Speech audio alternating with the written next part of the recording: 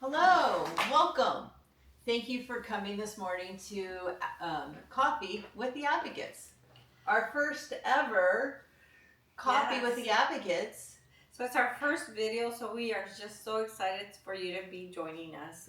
We are just, we are excited about these blogs or these presentations we're going to be having every week. So I apologize, but we are just so excited that you're taking time to meet with us and learn a little bit about the different topics that we will be covering each week. I'm Dr. Anna Bryant, and this is I'm Kim Cook. And Anna, on Mondays, I'm going to send out a blog that will have a specific topic, each blog. And then on Thursdays, we'll do Coffee with the Advocates and talk about what we had, what was in the blog on Monday.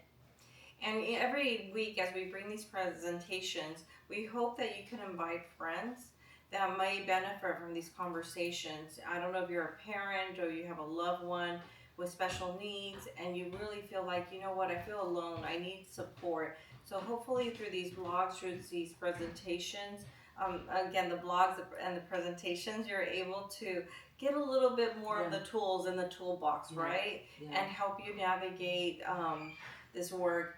Like Kim mentioned, this is our first presentation, so we're very excited. And I want to just share that we also are offering weekly workshops. They're in English and Spanish. The workshops are via Zoom. There's a small fee for some of the workshops. We have 3 tiers. One is more of a basics, just the basic essentials, like what are the laws. The second tier, it's a little bit more into the weeds. It gets into like what is an assessment. And then the third session, that one really breaks down even more. Like how do you read the assessment? How do you prepare for the IP meeting? So that's a more in-depth one. So I hope that if you're able to join any of our workshops, please go to our website. And I'll mention our website right now, and I'll mention it at the end, but it's very easy. www.advocates for the whole child. That's our website. And that's also our social media, except the Instagram is advocates for the number 4 for the whole child. So we are so excited. Kim, I know that you prepared a topic today, so I definitely want to make sure that you share with them on your topic, which I think is very informative. So make sure you're taking notes. Kim prepared several things for you to, take as tools. Yep. And so here, Kim, this is your time now. Absolutely. So on Monday, I written a article on ADHD and the different avenues that you could go through with your family on deciding which way I want to, what I want to do with my child that was just diagnosed ADHD. First and foremost, I want you to know that you're not alone.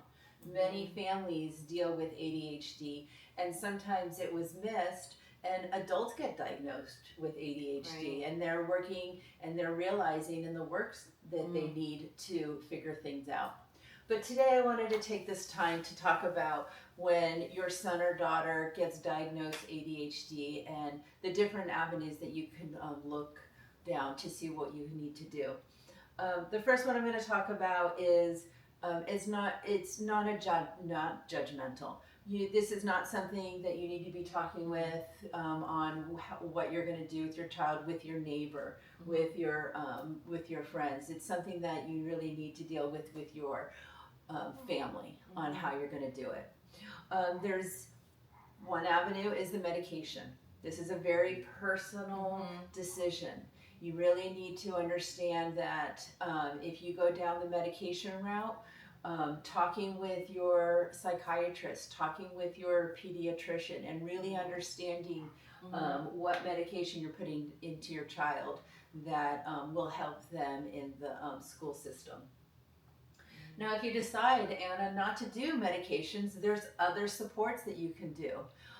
You could go to your school, and now that my child was diagnosed ADHD by a doctor, now I need to get them to maybe assessed in the school system to understand what's blocking my child from not making progress in their current situation. And there's two avenues. There might be a avenue of they um, get an IEP, or you could go 504. So that's something with evaluations, the school district and yourself, because you are a team, will decide if your child meets the eligibility for an IEP or a 504. Right.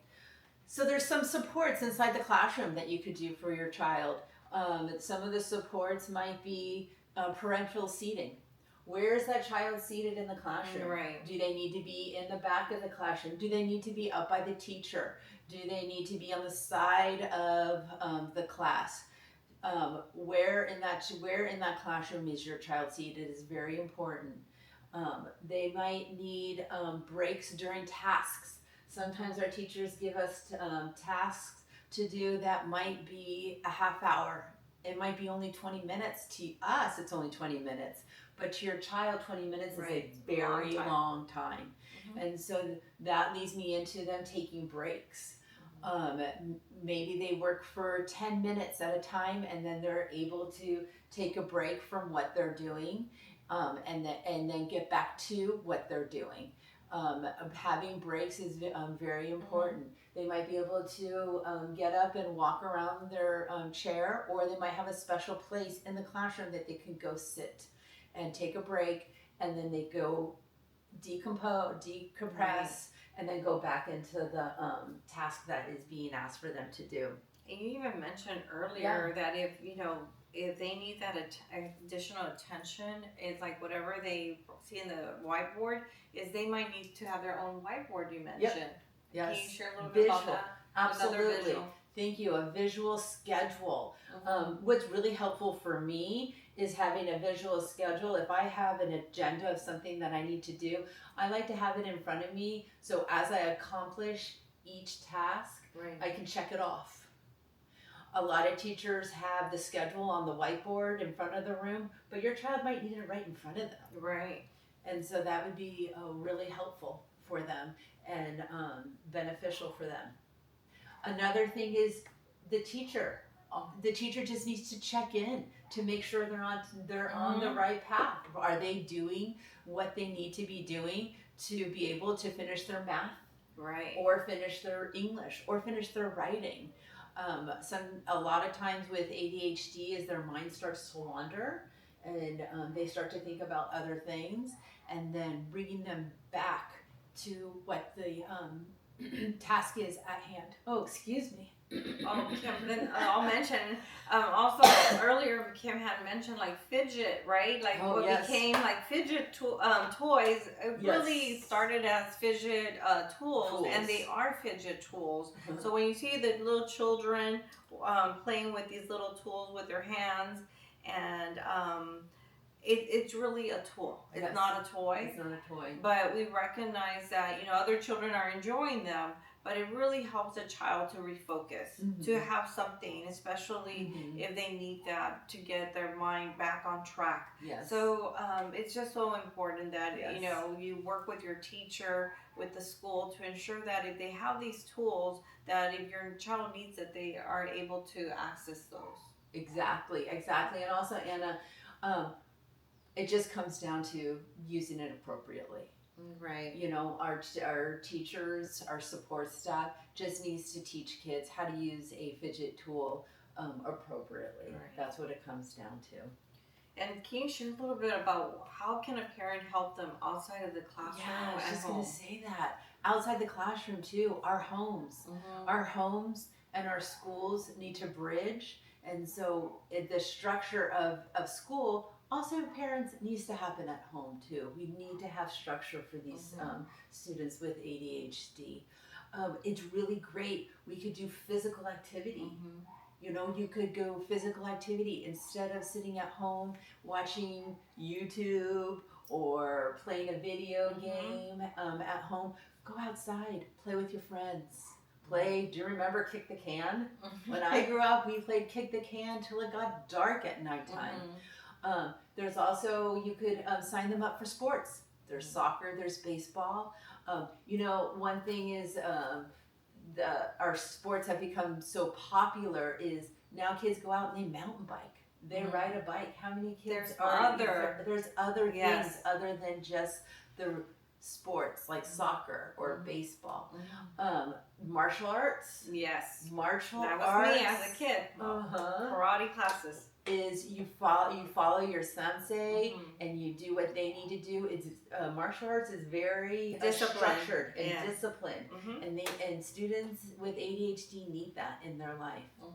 And then sleep routine. Yes, it's another big one.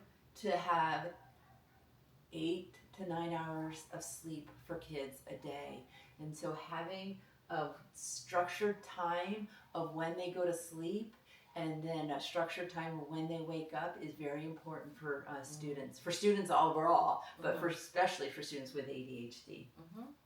And then the other thing with when you think outside the house, with supporting this child, is making sure that the screen time is very limited. Yes. Is very limited. So I know, like we talked about that, but it's really getting them, again, like you mentioned, into that routine is so critical for these children to be supported.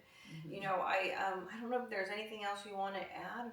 No, I think we pretty much summed it up. If you have any questions after you watch this, please email us. We'd love to answer them, and let us support you at home. Right. So please follow us on social media. We have, like I mentioned, Instagram, and it's Advocates for the number 4 for the whole child. And so Instagram, Facebook, Advocates for the Whole Child is written out. Our website, www.advocatesforthewholechild.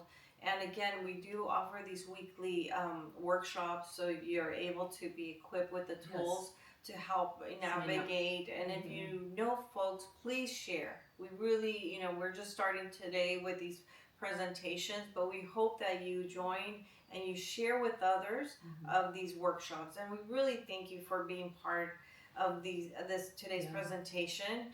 And just know that you're not alone. We recognize that it's very hard to navigate a very complex system with the school districts and how to support your child. So we're hoping that through our knowledge, we're able to help you, equip you with the tools that you need. So with that, Kim, anything else? No, thank you very much for spending your morning with us. And we are here to empower you. Yes, we are. For what is needed for your child. Thank you so much. Goodbye.